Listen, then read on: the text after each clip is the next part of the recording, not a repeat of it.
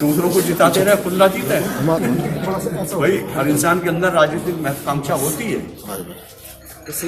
अपनी समझ में जो आया, जो अपने मिजाज से मेल खाया, हमारा किससे मिजाज मिल सकता है, तो हमारे लिए बहुजन समाज पार्टी को आई, उसमें फौरन चले गए। ये उनका एहसान है, उन्होंने हमें कबूल कर लिया, वरना हम तो दागदार थे, बस छपाता आए थे। मुझे ये आइडिया है कि बिरादरियों की कैद में बंधने वाला मुजाहिद हुसैन नहीं है। आप मुजाहिद के मायने जरा डिक्शनरी में देख लें। क्या मायने? जद्दोजहद करने वाला। अच्छा, और जद्दोजहद करने के बाद में हारने वाला मैं हूँ नहीं। तमाम शेड्यूल कास्ट्स हैं और तमाम मुस्लिम्स हमारे साथ हैं, और हमारा जो अपना नेचर है, और जो बहन जी का है, सर्जन हिताय सर्जन सुखाय का पौन मन, और जो भाईचारा है आपसी, उसमें तमाम ही तो कौमें हैं। नमस्कार, मैं हूं DS आर्या, आप देख रहे हैं यूपी तक। अमरोहा लोकसभा के जो बहुजन समाज पार्टी के प्रत्याशी के तौर पर अभी फिलहाल चर्चा में है। घोषणा होना अभी बाकी है, आधिकारिक घोषणा अभी नहीं हुई है। परसों हो गई अच्छा, आधिकारिक घोषणा हो गई। तो मुजाहिद साहब, किस तरह से जो आप चुनावी मैदान में होंगे, क्या मुद्दे हैं, पब्लिक को किस तरह कन्वेंस करेंगे? मुद्दे तो इलेक्शन के लोकल भी होते हैं, नेशनल भी होते हैं। अभी लोकल मुद्दों से किसी हद तक मैं रूबरू हूँगा, लेकिन जितना रूबरू हुआ हूँ उसमें जो पब्लिक को मूलभूत सुविधाएं चाहिए एक आम इंसान वो इस क्षेत्र में अवेलेबल नहीं है। और नेशनल मुद्दे सब आपके सामने हैं, सारा मुल्क बिक रहा है, प्राइवेटाइजेशन हो रहा है। जो भी हिंदुस्तान में जो स्ट्रक्चर पहले अंग्रेजों ने खड़ा किया होगा कुछ, लेकिन उसके बाद जो हिंदुस्तान में डेवलपमेंट हुआ वो सब प्राइवेट सेक्टर में जा रहा। जो भी गवर्नमेंट का सार्वजनिक उपक्रम थे सभी से चेल आउट हो रहे हैं। तो उनका नेशनल मैटर वो तो बहन जी देखेंगे उस चीज़ को आगे, लेकिन रहा हमने अब जो छोटे छोटे मैटर यहाँ के हैं हम उन्हें सॉल्व करेंगे। बात मुद्दों की आई है तो दानिश अली भी दावा करते थे कि वो उन्होंने अमरोहा के मुद्दे उठाए हैं लोकसभा में, तो क्या करें? देखिए, क्या लगता है उठे मुद्दे यहाँ के? लोकल मुद्दे मैं समझता हूँ उन्होंने नहीं उठाए।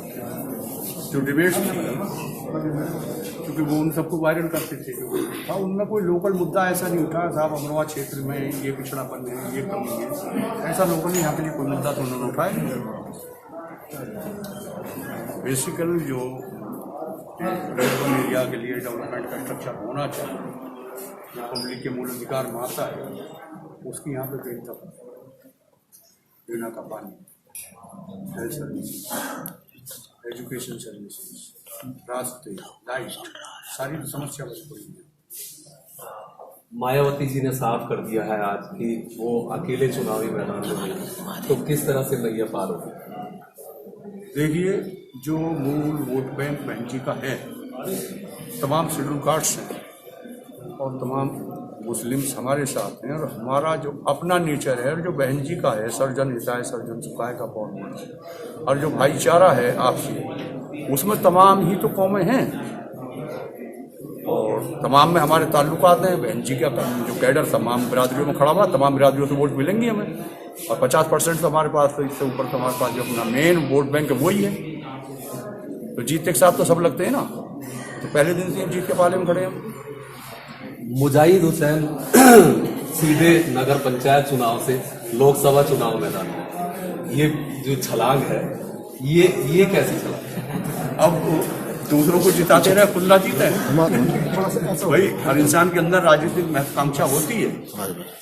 अपनी समझ में जो आया, जो अपने मिजाज से मेल खाया, हमारा किससे मिजाज मिल सकता है, तो हमारे लिए बहुजन समाज पार्टी को आई, उसमें फौरन चले गए। ये उनका एहसान है, उन्होंने हमें कबूल कर लिया, वरना हम तो दागदार थे, बस छपाता आए थे। शायद हमारा लिटमस टेस्ट होता तो उसमें फेल हो जाता। कब समाजवादी छोड़ी? 3 साल। तो 3 साल में लोकसभा तक का सफर तय कर लिया। अब ये बहन जी का विश्वास की बात है ना, और कुदरत का दिया हुआ गॉड गिफ्ट हमारी विल पावर भी है।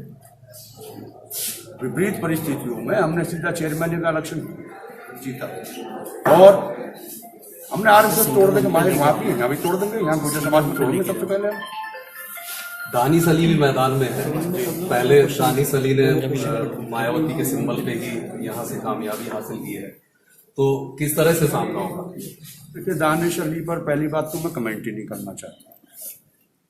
जो मुझे लग रहा है 5 साल का उनका मौका मिला था, अगर वो सही ढंग से पार्टी की नीतियों पर चलते हुए अपने इलाके की सेवा करते तो कैडर चेंज होने का मतलब नहीं था।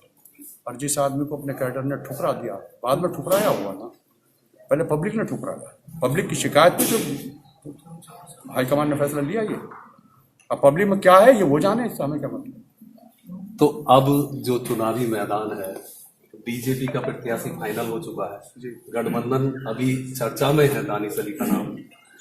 दो मुस्लिम प्रत्याशी अगर यहाँ इस लोकसभा से होते हैं तो कैसे आप जो है अपनी जगह बनाएंगे? देखिए, जगह हमारी बनी हुई है, पिछला तजुर्बा यही करके आया।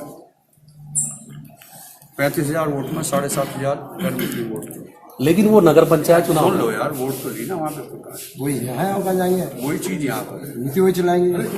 और वहाँ 12 कैंडिडेट मुस्लिम थे और एक भाजपा का कैंडिडेट ठाकुर 50% ठाकुर का आया। RSS का एक भी वोट भाजपा को नहीं जानती। जाटो समाज चलिए पार्टी का है, वाल्मीकि समाज पार्टी का है, मान लें। ब्राह्मण 70% उठा लिए हमने, सैनी प्रजापति हमने उठा लिया 70%, तो यहाँ क्यों नहीं मिलेगा? अब अमरोहा लोकसभा आप चुनाव लड़ रहे हैं, कितना वोटर है जानकारी है? 16-17 लाख के बीच में है वोटर। कितने बूथ होंगे इस लोकसभा में? 16-17 तो इतने 1,000 पे 800-1200 के बीच में। 12 लिए पार्टी का नाम नहीं, पूरी आपने जानकारी भी की होगी जब लोकसभा चुनाव मैदान में उतरे हैं जी। तो कितनी ग्राम सभाएं, कितने बूथ और किस किस पार्टी, किस किस बिरादरी का कितना वोट है?